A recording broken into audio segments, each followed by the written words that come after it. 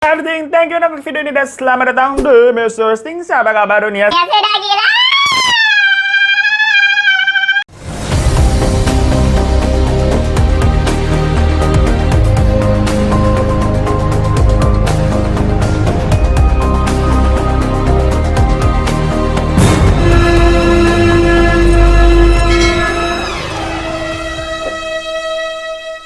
Jadi guys, kalau udah hatam ya ngikutin Mr. Stings dari dulu, gue sebenarnya kan sering ngebahas tuh tentang kasus-kasus penipuan yang gila-gila dan yang seru-seru dari berbagai kejadian di dunia ini. Dan beberapa kali juga ada dari Indonesia. Banyak tuh penipu-penipu. Nah, baru-baru ini lagi nih ternyata ada sebuah kasus yang apalagi warawiri begitu lagi viral. Mungkin di FYP TikTok kalian atau di YouTube Short, di Instagram Feed begitu ya, lewat terus di beranda mengenai penipuan yang dilakukan oleh kembar bersaudara ya, sepasang saudara kembar bernama Rihanna dan Rihan yang berhasil mengambil duit para korbannya sebesar 35 miliar rupiah. Lah banyak bener nggak tuh? 35 miliar bisa beli apa ya, kita kagak kebayang. Hijau gitu kalimat tak langsung ya dengan nominal begitu. Tapi kok ya bisa penipuan yang mereka lakukan ini sampai segitu besar nominalnya? Makanya yuk kita omongin deh kasus yang lagi viral nih mengenai si kembar nih. Yang pasti tapi kan pertanyaan kita di awal itu kan dengan namanya Rihani sama Rihanna Tessa, yuk. Apakah masih ada hubungannya sama penyanyi Mbak Rihanna tuh? Ya enggak guys, jauh benar. Jadi memang itu masyarakat sipil biasa kayak kita-kita, bukan artis ataupun orang dari kalangan sesuatu. Dimana diketahui saat ini mereka berusia 34 tahun. Dengan pendidikan waktu di SMP itu mereka di SMP 48 Jakarta, terus SMA-nya di SMA 29 Jakarta. Karena kan mereka nih kembar ya, sama itu pasti sekolahnya. Dan yang namanya Rihanna pernah kuliah di UIN jurusan manajemen pemasaran. Dan kalau Rihaninya itu pernah kerja jadi pegawai honorer di Kementerian Perdagangan bagian Biro Hukum. Tapi mereka berdua itu punya usaha sampingan yaitu open just tip-nya kakak. Nah mungkin dari kalian semua ada yang pernah apa tuh sekelas ataupun sekantor sama si kembar ini, boleh coba ya komen-komen di bawah tuh. Mereka gimana sih emang sebenarnya orangnya? Abis ini ceritanya agak membagongkan gengs. Pokoknya semenjak tahun 2020 mereka berdua itu ngontrak di Greenwood Townhouse 2 Cempaka Putih Ciputat. Sebelum akhirnya mereka menghilang tanpa jejak membawa uang 35 miliar tadi. Secara sepintas berarti kedua orang ini tuh bisa dibilang apa ya, orang yang berada lah. Ekonominya berkecukupan, ada rumah jelas, pekerjaannya juga nggak nganggur jelas. Image-nya juga kayak perempuan baik-baik begitu kan, berhijab. Jadinya orang-orang ini kagak ada yang menaruh curiga sama sekali di awal. Nah mungkin berbekal dari image bagus tersebut dan sudah berpengalaman dengan apa ya usaha macam just-tipan PO gitu ya sebelumnya. Tapi memang di awal itu mereka just-tipnya semacam tas-tas branded. Nah mereka ini membuka lahan jasa lain. Karena kan dilihat-lihat mungkin sekarang nih kita tahu nih peminat segmen iPhone di Indonesia nih gencar banget, banyak. Kayak yang penting kamera gua boba gitu biar kita gaul. Nah mereka makanya nih mulai membuka open PO buat reseller iPhone. Yang mana mereka menjanjikan penawaran menarik dengan harga yang pasti jauh lebih murah. Ditambah ada potongan harga lagi sebesar 500.000 tiap unitnya kalau misalkan ambil adalah sejumlah berapa piece. Tapi hari gini kalau ada sesuatu yang kayak jauh lebih murah dari harga pasaran kan kayak harus curiga ya. Ya awal-awal sih bener. Reseller yang kerja sama si kembar di awal-awal mah dapat untung karena dapatnya lebih murah nih iPhone-nya nih. Bisa dia jual lagi dengan harga minimal sama di pasaran atau jauh lebih sedikit lah. Itu dari selisihnya kan dapat cuan. Namun itu berlaku untuk reseller awal aja. Karena reseller selanjutnya yang tergiur dan apa ya tergoda dengan testimoni yang reseller pertama nih, dibilang, "Iya gue udah cobain kok, amanah di dia, cakep." Ya udah, abis itu reseller kedua, ketiga, keempat, kelima, keenam, sampai keberapa deh tuh ya, nyetor duitnya nih, duit mereka buat beli iPhone-nya tuh PO. Dimana yang namanya reseller, geng belinya kan cuma 1-2 biji. Banyak itu buat dijual lagi. Ya minimal mah selusin ada. Tahu-tahu kok pas mereka beli mandek, mana nih iPhone-nya kagak ada. Ya mana skema penipuan macam begini mah sebenarnya udah sering terjadi ya. Biasanya tuh disebutnya skema Ponzi, geng. Kalau kalian ingat kasusnya First Travel dulu, tuh lah sama mirip-mirip begini udah. Bedanya kalau Bedanya kalau first travel tuh penipuan jemaat haji, beli tiket buat pergi haji tapi kagak pergi-pergi. Kalau yang ini nih beli iPhone tapi kagak ada iPhone, yang nggak datang-datang nggak dikirim. Orang-orang yang beli di awal itu ya sebenarnya benar mereka dapat harga murah karena ya itu sebenarnya disubsidi dari ownernya. Tapi ya pembeli-pembeli selanjutnya itu duit mereka tuh sebenarnya buat nutup kerugian yang di awal atau kekurangan bayar, kan ownernya nombokin dulu istilahnya di awal-awal tuh. Jadinya ini disebut gali apa teman-teman? Coba yang di ujung sana mainkan. Gali lubang tutup lubang. Nah masalahnya ya, reseller udah jadi member di akhir-akhir nih, atau yang belakang-belakangan gitu maksudnya. Mereka itulah yang akhirnya kelabakan. Udah ditipu nih sama si kembar, terus dikejar-kejar, dicecer sama customer mereka sendiri. Yang customernya kan belinya di mereka ya, di reseller ya. Tapi barangnya dari si kembar nih kagak dikasih-kasih. Ya dimaki-maki lah ini reseller. Sampai mereka nih dilaporin sama para customernya dan dipenjara. Sementara Rihani sama Rihananya kemana? Ya kabur. Salah satu korban yang berani speak up dan banyak diwawancara di berbagai media itu ada namanya Vicky Fareza. Dia bercerita kalau kasusnya dia ini tuh bermula dari Mei 2021. Awalnya Vicky ini kenal sama Rihani dan Rihanna itu sebenarnya dari teman istrinya Vicky yang sekantor sama Rihani, yang kerja di Kementerian Perdagangan kan si Rihani itu ya. Jadi agak jauh gengs koneksinya gengs. Nggak langsung gitu, bukan teman secara langsung, secara kenal langsung. Apa sih belibet banget gue kayak temennya temen gue begitu. Nah saat itu ditawari lah nih Vicky sama si Rihani yang mengaku dia itu adalah supplier iPhone resmi bergaransi. Ingat ini garansinya resmi Apple maksudnya ya. Bukannya black market atau ini iPhone refurbished gitu yang bekas tapi dibenerin lagi jadi baru. Nah iming-imingnya kayak mau kagak lu ikut PO sama gua. Jadi awalnya nih nawarin bukan langsung jadi reseller enggak, tapi PO beli satuan aja dulu. Karena waktu zaman itu satu unit iPhone yang iPhone 12 128GB itu katanya di pasaran nih resminya 17 juta. Tapi Rihani bisa jual 15 juta. Lah kan lumayan, cuannya 2 juta. Sama-sama ini udah gak ada bedanya garansi resmi. Lu cuan 2 juta tapi udah bisa dapat tuh iPhone boba kamera 3. Kalau di selfie kaca begitu kan, wih deh sekalian pamer. Kamera aku iPhone, kamera kamu apa Android? Tercium tidak mampu. Biasa begitu ya. Sombong lo. Gak lama habis Vicky PO, bener dateng barangnya. Nerima tuh si Vicky tuh pesanan iPhone-nya tuh. Kondisinya mulus, dicek emailnya bener, garansinya ada juga terdaftar. Nggak ada nih indikasi-indikasi ilegal. Atau ini juga bukan rekondisi, resmi udah cakep-cakep ya. Kalau di Shopee nih belinya langsung rekomen, bintang 5 gue kasih. Nah dari situ sebenarnya Vicky sama istrinya ada namanya Pungki yang dapat kenalan dari temennya yang sekantor sama Rihani itu heran. Sebenarnya kayak kok bisa ya si Rihani dapat ini nih iPhone bisa murah begini, caranya bagaimana? Ya nggak tahu lah, yang penting bener kan kita dapat yang murah, kita jualin aja, kita jadi reseller kali ya. Namanya manusia kan ya. Ini udah bener ini nggak dapat barang zong kok, udah kebukti. Makanya jadinya Vicky sama Pungki tertarik. Udahlah kita jadi reseller. Tadi kan di pasarnya 17 juta, dijual sama Rihani 15 juta. Apalagi kalau lo jadi reseller dapat potongan lagi 500.000 per unit. Hitung-hitung misalkan ya mau gua jual lagi apa ya udah 16 juta aja jual lah. Sejuta lebih murah dari pasaran juga pasti laku. Hari gini mengincar ngantri ini. Berarti seunitnya bisa dapat untung 1,5 jutaan. Beli minimal selusin misalkan lah cuannya bisa 18 juta. iPhone hari gini udah jadi rebutan. Pasti laku udah yuk, berani yuk. Emangnya hero tak ada tuh. Kagak laku-laku lah, boro-boro direbutin. Diobral aja kali deh. Ini pada ogah orang-orang. Akhirnya udah mereka nyetor nih. Pertama uang sebesar 174 juta rupiah. Bisa beli mobil Ayla segitu ya. Nah selama dari Juni 2021 sampai Oktober 2021, proses PO itu lagi-lagi berjalan lancar. Semua produk yang dipesan sama Vicky dan Pungki itu bisa dia jual kembali dengan kondisi yang seperti sebelumnya. Cakep! Garansi resmi! Namun pada saat itu yang akhirnya melakukan bisnis dan komunikasi memang istrinya Pungki. Karena suaminya Vicky ya udah balik kerja nih, fokus dia jadi pegawai swasta soalnya orangnya. Udah nih mereka kan jualan gitu, laku, pesen lagi ke kembar. Jualin lagi, laku, pesen lagi ke kembar. Karena udah ngerasa ya udah bener nih kan flow-nya bener nih, nggak ada tipu-tipu. Dan buat kalian nanya kok ini orang-orang mau aja ya beli kayak iPhone, nggak langsung di toko resminya aja atau di iBox gitu yang udah jelas-jelas ya. Ya jawabannya lagi-lagi ada yang lebih murah. Siapa sih yang kagak tergiur orang kita? Lu aja ke supermarket gitu kan, ngeliat minyak goreng beda goceng gitu ya. Pasti yang dibeli lebih murah.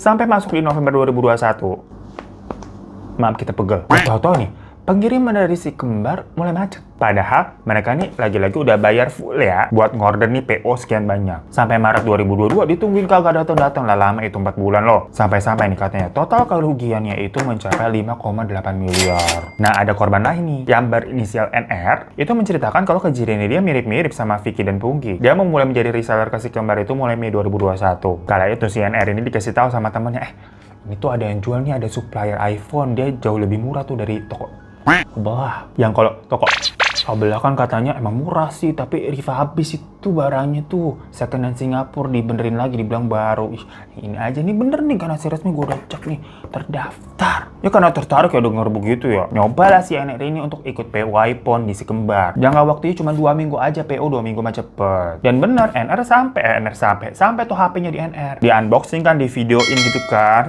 Oke bener, terdaftar nih, resmi Indonesia, cakep. Nah setelah membuktikan kalau PO-nya ini tuh berhasil, barulah NR melanjutkan bisnis menjadi reseller dari si kembar. Dan semua lagi-lagi dilakukan step by step secara mulus. Karena di awal lancar-lancar aja sama dia pesennya. Kayak tadi tuh, jual laku, pesen lagi, jual laku, pesen lagi, jual laku, pesen lagi. Yang awalnya modalnya beli itu kasih kembar ya puluhan juta dari CNR. Naikin lagi kan karena laku kan, pesen lagi gitu ratusan juta. Ada demand lagi nih, pesen lagi sampai tembus 2 miliar, gengs. Jadi yang awalnya order kecil-kecil begitu kan, sampai akhirnya NR pesen dalam jumlah yang banyak. Namanya kan juga dagang ya. Tapi ternyata nih kita agak kurang paham juga. Ini sama sebenarnya kayak kasusnya yang Vicky tadi di awal. NR ini pada walaupun sudah transaksi uang sebesar ratusan juta kasih kembar, setelah pesanan kesekian itu ada macet, gengs. Kayak jumlahnya tuh makin lama semakin dikit iPhone yang dikirimkan, belum sesuai permintaan. Tapi lagi-lagi uangnya sudah disetorkan secara full. Tapi karena sebelum-sebelumnya kan sebenarnya lancar ya. Sementara ini ada customer-customer dia yang lain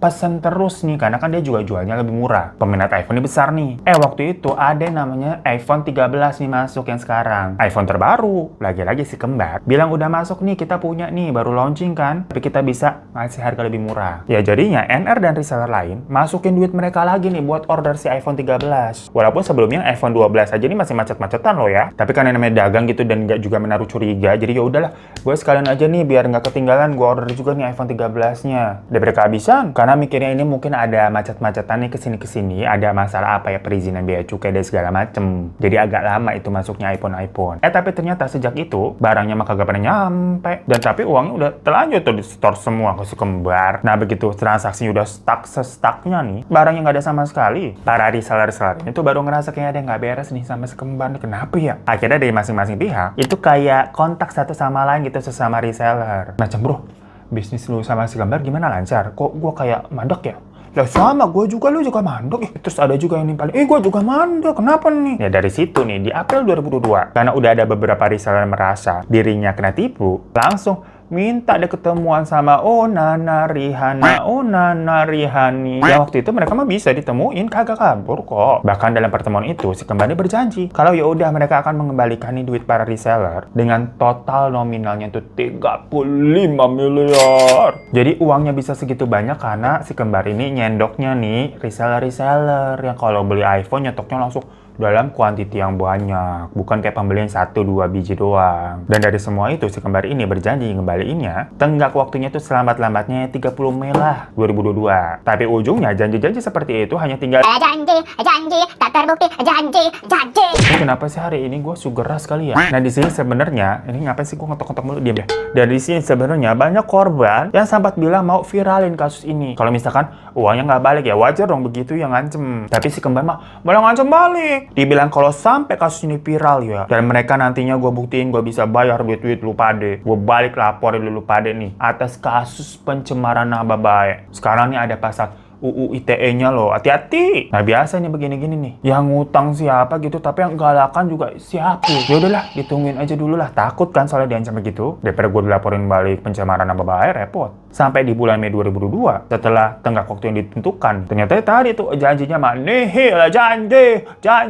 Kagak ada duit-duit yang akhirnya dibayarin ke reseller itu. Makanya satu persatu daripada reseller mulai deh ngelaporin Rihana Onana dan Rihani Onana ke polisi. Sampai di tanggal 1 Juli 2022, Rihani ini terpantau dia ngundurin diri dari kantornya tuh di Kementerian Perdagangan. Entah karena dia emang udah tahu dia itu dilaporin polisi, atau karena dia justru mau expand nih, untuk fokus buat aksi tipu-tipunya itu sekalian mau kabur. Soalnya di Juni 2022 ini agak intermezzo tapi berhubungan, cuman kesal deh pas lu dengernya. Si kembar nih masih sempat-sempatnya buka lowongan kerja ceritanya. Mereka nih nyari admin yang merangkap bisa juga jadi personal assistant gitu ya. Gajinya sebesar 2,5 juta. Dapat lah ini, ada yang ngelamar 1 orang. Kita sebut aja namanya Mbak Inem gitu. Ya udah Mbak Inem disuruh kan dibawa tuh ke apartemennya buat kerja. Ternyata job desk-nya bukan apa admin kan namanya apa di komputer gitu kan balas-balasin pesen atau gimana, personal assistant juga kayak apa sih kayak beres-beresin barang majikannya gitu kan, baju-bajunya ditata segala macem. Ya ini beres-beresin juga sih, tapi lebih kayak ke ART begitu. Soalnya beres-beresnya nyapu, ngepel begitu lah. Personal assistant kan nggak begitu ya maksudnya ya. Tapi kebetulan si kembar ini tuh jarang di rumah alias pergi-pergi mulu gitu, jalan-jalan ke luar negeri. Jadi si Mbak Inem ngerasa ya udahlah si bosnya ini nggak rewel, kagak cerewet, kagak ribet gitu, jarang di rumah juga. Kerjaannya juga kan biasa kayak apartemen segede apa sih, paling segitu doang kan, beres-beres juga cepet kelarnya. Jadi diambil aja dilakuin tuh sama Mbak Inem. Awal-awal Mbak Inem ngerasanya ya semuanya juga lancar, gajinya dibayar. Sampai dia pernah ditawarin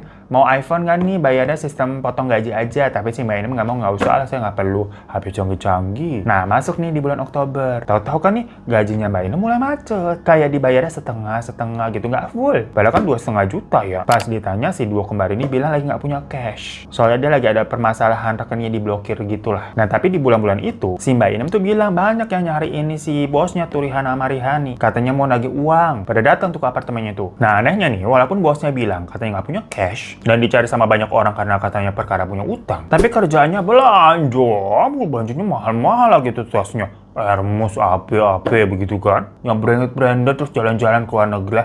Lu punya duit tuh. Ya ini mah lagu lama kaset baru begini ya. Kalau dalam kita mungkin relate-nya nih, temen kita minjem uang gitu kan, berarti dia ngutang. Kita tagih katanya lagi kagak ada duit, pas lihat instastory-nya lagi jalan-jalan, cuy gitu kan. Ya sama sih Rihani begitu juga. Ngambil duit nih daripada reseller dan segala macem. Bayar ART aja kagak dibayar. Dibilangnya katanya nggak punya cash tapi jalan-jalan mulu.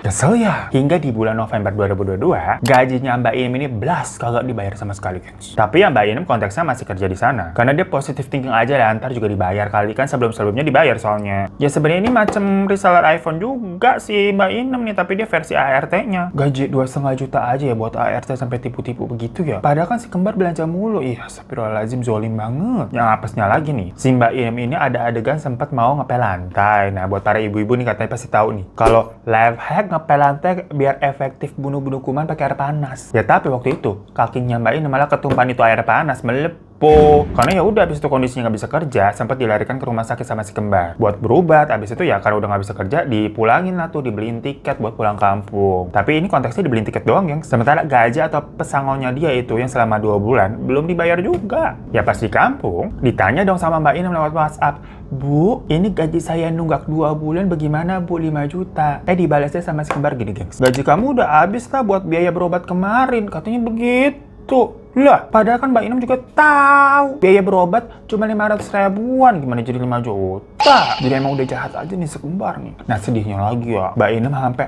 harus ngejual handphone miliknya itu buat biaya berobat selanjutnya di kampung. Kagak punya duit dia habisnya. Karena ternyata ya BPJS-nya Mbak Inem yang harusnya dibayarin sama si bos tuh si kembar semenjak bekerja sama dia, nggak dibayarin. Jadi status BPJS itu ditangguhkan, nggak bisa ditangguhkan, nggak bisa dipakai. Perkara kan ternyata nunggak. Nah lanjut lagi ya, di sekitar September 2022, keadaannya makin chaos. Karena tadi tuh Pungki sama Vicky dilaporin sama customer mereka. Ya maksudnya kan tadi tuh POV dari customer mereka kan belinya ke Pungki, bukan kasih kembar langsung. Ngasih duitnya kasih ke Pungki. Tapi kok ini barangnya nggak datang-datang, mana Pungki lu nipu ya? Jadi lah pada saat itu Pungki yang melaporkan si kembar ke polisi dilaporkan juga tapi sama customernya, dan akhirnya Pungki di penjara. Ditetapkan tersangka tuh udah dari Desember 2022. Ditahannya di tanggal 25 Mei 2023 karena kan proses ya. Nah tapi kan di sini ada apa ya? Chaos gitu. Udahlah si Pungki jadi korban sebenarnya jadi tersangka juga. Gimana nih pendapat kalian? Coba komen di bawah ya. Tahun berganti hingga masuklah di tahun 2023. 6 laporan soal Rihani dan Rihana tuh masih diproses, yang membuat si kembar ini masih bisa liburan ke sana ke sini terus kayak nggak terjadi apa-apa. Dari situlah korban bersatu untuk membuat kasus ini viral sampai bikin IG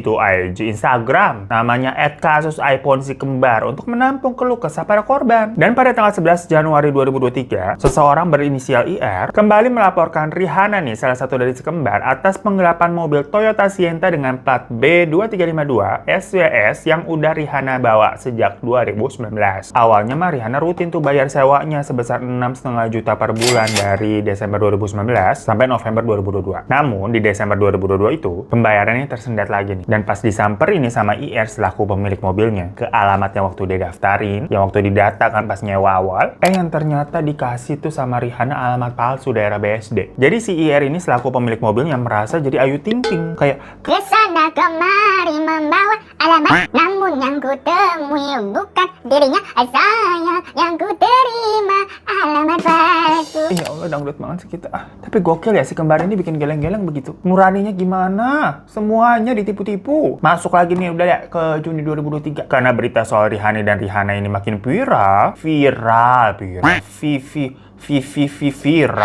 Akhirnya laporan ke kepolisian. Makin banyak tuh dari korban-korbannya. Makin pada speak up. Dan Polda ini langsung ngebentuk tim khusus untuk mencari dan menyelidiki kasus ini. Dari Pusat Pelaporan dan Analisis Transaksi Keuangan PPATK mengecek transaksi aliran dana dari rekening si kembar ini tuh ternyata mutasinya nih ya gengs, mencapai 86 miliar rupiah dan terindikasi sebagai tindak pidana pencucian uang alias money laundering nggak pakai kiloan.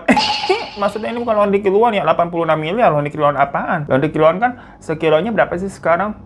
Goceng ya, apa 6.000? Ngapain kita ngomongin laundry kiloan sih? Pokoknya si Rihanna sama Rihanna resmi itu jadi DPO, daftar pencarian orang. Tapi walaupun udah jadi DPO dan buron, Rihanna dan Rihanna ini masih aja sempat ngebalasin tuh WhatsApp dari para korbannya. Tapi kayak balasinnya kayak nyolot-nyolotan gitu, kayak nggak takut istilahnya. Ya gregetan nggak sih ini? Kayak nggak ada takut-takutnya emang tuh orang ya. Dan ternyata juga masalahnya nih ya, selama jadi buron, mereka ini selalu bersembunyi dengan cara berpindah-pindah terus, nyewa apartemen melalui Airbnb, biar susah dicarinya emang. Ya tapi akhirnya ketangkep juga. Baru kemarin tuh ketangkep tuh di apartemen M Town Residence Garden Serpong di tanggal 4 Juli 2023 pukul 5 sore. Cuma ya walaupun judulnya udah sembunyi, tapi maksudnya di sini sembunyinya nggak ngeemprok baik itu di kamar gitu, nggak keluar kagak. Mereka masih santai-santai aja ke supermarket belanja, makan ke restoran, berenang-berenang, nikmatin fasilitas. Ya bahkan si Rihanna ini katanya masih bisa ketawa-ketawa waktu baca berita mereka ini diduga kabur ke Bali. Padahal mana bisa kabur-kaburan, kan mereka udah dicekal. Kalau ke bandara gitu langsung ketahuan. Nggak tahu aja nih orang-orang kita pindah-pindah Airbnb. Ya ketangkap juga tapi akhirnya. Dan pada saat penangkapan, waktu diinterogasi mereka sempat kayak masih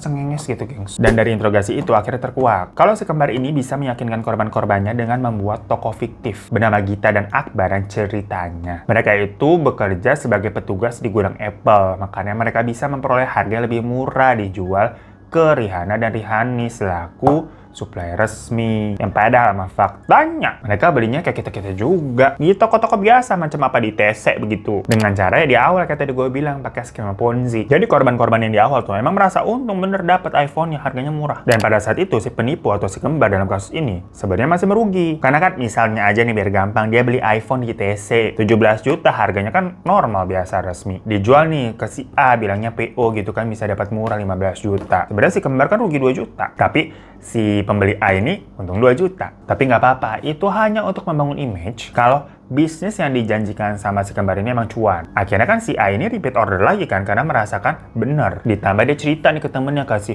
B, ke si C, ke si D, ke si E. Buat udah beli di dia aja tuh amanah, gue udah cobain bener kok, udah cepetan sana beli. Dari situlah uang-uang lainnya pas disetor si kembar buat nutupin tadi kerugiannya dia 2 juta tuh. Malah plus tambah-tambah lagi dengan uang-uang lainnya. Karena abis itu kan kemana? Kabur, kagak ada barangnya lagi. Dan atas kasus penipuan ini, si kembar dikenakan UU ITE pasal 28. Dan juga dikenakan pasal 378 KUHP dan pasal 372 KUHP tentang tindak pidana penipuan dan penggelapan. Dengan ancaman maksimal 6 tahun penjara. Tapi karena baru ketangkap kemarin, putusannya belum ditetapkan. Jadi kita tunggu saja.